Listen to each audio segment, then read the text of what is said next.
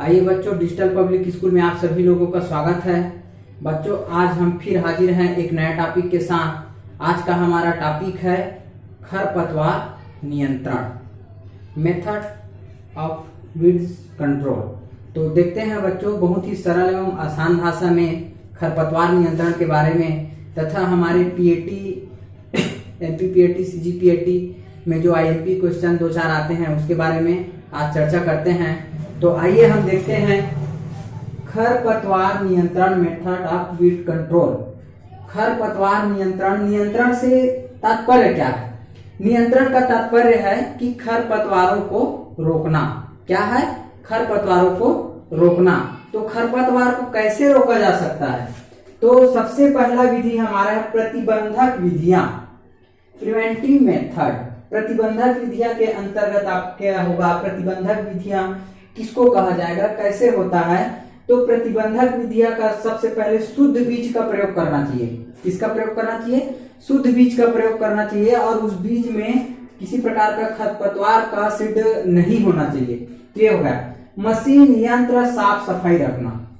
और क्या करते हैं, जैसे कि हम मशीन का प्रयोग करते हैं, आज इस खेत में जुताई करने के लिए गया, बुआई करने के लिए गया, तो वही मशीन का प्रयोग हम दूसरे खेत में करते हैं। तो आप इससे ये होता है कि जो पहले वाला खेत में, जिस खेत में गया होगा, अगर उसमें क्या है खरपतवार ज्यादा रहा होगा तो उसके मिट्टी में दब के या किसी में चिपक कर वो दूसरे खरपतवार में आ सकता है। इसलिए खरपतवार नियंत्रण के लिए मशीन का प्रयोग करते समय सावधानी रखें कि उसको साफ सफाई एवं धोकर रखें।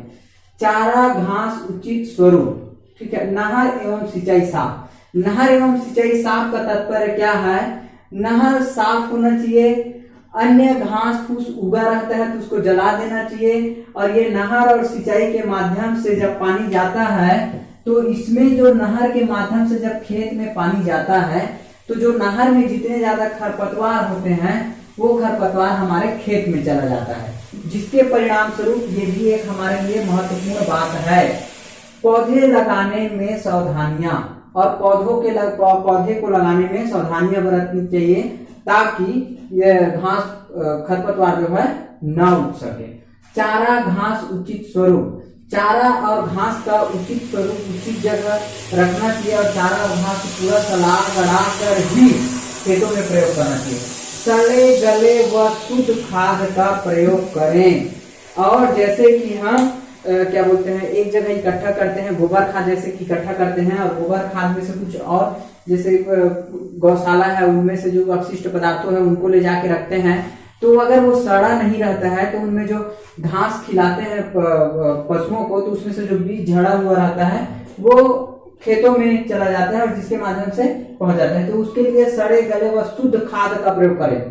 अब आता है खरपतवारों का प्रकोप हो वहां की मिट्टी का प्रयोग ना करें।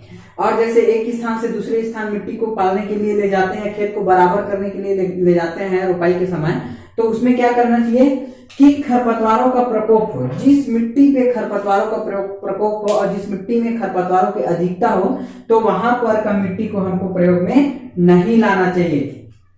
अब हमारा होता है चिकित्सात्मक विधियां। चिकित्सात्मक विधियां के दो प्रकार होते हैं। पहला होता है उन्मूलन और दूसरा होता है खरपतवारों का नियंत्रण। तो उन्मूलन उसको बोला जाएगा जो खरपतवारों को पूर्ण रूप से नष्ट करे। जो खरपतवारों को पूर्ण रूप से नष्ट कर दिया जाए तो उसको उन्मूलन कहा जाएगा। अब हमारा दूसरा पॉइंट है खरपतवारों का नियंत्रण।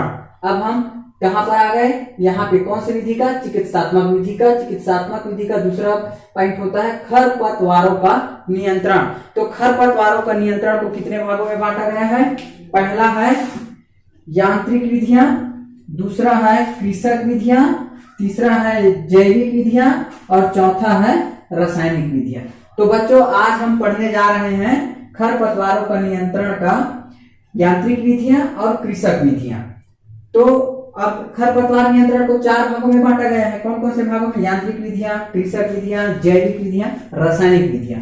तो ये यांत्रिक विधियां क्या है? यंत्रों के माध्यम से हाथ से उखाड़कर कोमल खरपतवार को हाथ से उखाड़कर, जैसे प्याजी वन प्याजी है और बहुत सारे छोटे छोटे वन होते हैं जिसका वैज्ञानिक नाम तो नहीं जानते, लेकिन देसी नाम बहुत सारे हैं। ठीक है, तो निराई तथा गुड़ाई, निराई तथा गुड़ाई खुरपी से करके, कुदाड़ी से करके, इससे क्या करता है, निदाई गुड़ाई के माध्यम से खरपतवारों को नष्ट किया जाता है। पानी भरकर 2 से 3 माह 20 से 30 सेंटीमीटर पानी भरकर नष्ट किया जा सकता है। तो इसमें जो नष्ट करने वाला वन होगा, मोथा होगा, कांस होगा, दुब घास होगा। मल्चिंग, मल्चिंग का तात्पर्य यह है सूर्य की प्रकाश को रोकना, और सूर्य को प्रकाश को रोक के क्या है, सूर्य को प्रकाश को रोकने से प्रकाश संश्लेषण की क्रिया पौधे में नहीं होगा, और जब प्रकाश संश्लेषण की क्रिया पौधे में नहीं होगा तो पौधे ग्रोथ नहीं कर पाएगा। इसके लिए हमको मल्चिंग विधि का प्रयोग करना पड़ता है। और मल्चिंग क्या है, सूर्य प्रकाश को रोकना है, और सूर्य प्रकाश को रोकने के बाद उसमें जो पौधे रहते हैं उनको प्रकाश संश्लेषण नहीं मिल पाता है, जिसके परिणाम स्वरूप वो अपना क्रिया पूर्ण नहीं कर पाता है, जिसके द्वारा पौधे नष्ट हो जाते हैं। अब आता है ग्रीष्मकालीन। मई माह में मोथा, दूब, जड़ को जुताई कर दिया जाता है, खेतों को जुताई करके छोड़ दिया जाता है, तो उसमें हवा और गर्म हवा के चलते वो नष्ट हो जाता है। आग लगाकर कृषि भूमि में पैरे को बिछाकर या किसी भी को आग लगा दिया जाता है, जिसके परिणाम स्वरूप जो भूमि में जो गिरा हुआ बीज है वो क्या है, नष्ट हो जाता है। तो इस प्रकार से हमारा यांत्रिक विधि हुआ। अब हम आते हैं कृषक विधि। कृषक का तात्पर्य क्या है, कृषक जो कृषक लोग अपनाते तो सभी विधि को है, लेकिन कृषक विधि के दौरान जो निस्तेज बीज लगाने से 15 से 20 दिन पहले सिंचाई कर दिया जाना चाहिए, और सिंचाई करने के बाद पौधा लगाए तो पौधे अधिक ज्यादा वृद्धि करता है। तो निस्तेज बीज का मतलब होता है बीज लगाने से 15 से 20 दिन पहले सिंचाई कर लिया जाता है, जिससे क्या है, बीजों का अंकुरण बहुत जल्दी होता है और पौधे बहुत वृद्धि करता है, और जो पौधे उत्पन्न होते हैं वो स्वस्थ भी रहते हैं। उचित फसल चक्रण, उचित फसल चक्रण का मतलब यह है, गेहूं के मामा के प्रक्षेपण में होने पर गेहूं के स्थान पर सरसों, चना, क्या बोलते हैं, बर्रे आदि का प्रयोग किया जा सकता है। फसलों का चुनाव, अल्पकालीन फसलों का चुनाव करना चाहिए। जो प्रतियोगिता पौधे हैं उसका चुनाव करना चाहिए, जो अधिक ज्यादा